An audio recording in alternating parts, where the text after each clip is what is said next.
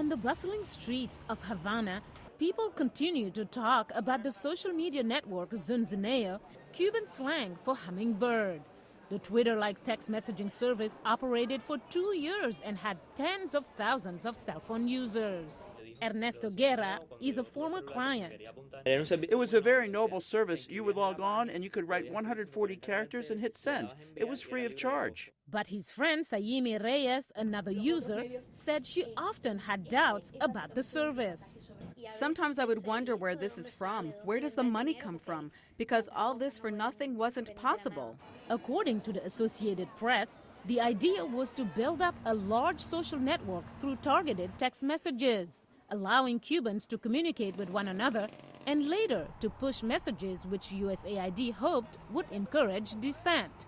AP says it obtained more than 1,000 pages of documents from contractors about the development of Zunzuneo.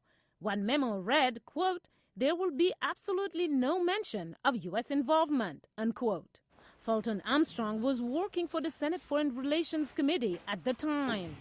It's true that every agency of the U.S. government, including unclassified programs, want to protect certain details on who they're working with and all of that. But this was far beyond. We were told we couldn't even be told in broad terms what was happening because, quote, people will die.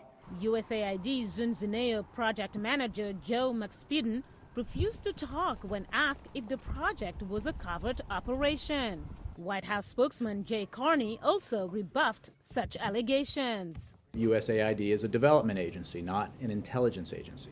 Suggestions that this was a covert program are wrong. Congress funds democracy programming for Cuba to help empower Cubans to access more information and to strengthen civil society. These appropriations are public, unlike covert action. Carney also says that this was discussed in Congress and reviewed by the Government Accountability Office. GAO reviewed this program in detail in 2013 and found that it was conducted in accordance with U.S. law and under appropriate oversight controls.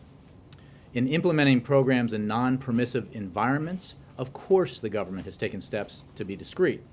That's how you protect the practitioners and the public. This is not unique to Cuba. USAID says the Zunzuneo project was backed by a 3-year grant totaling about $1.2 million. It says its purpose was to create a platform for Cubans to speak freely among themselves.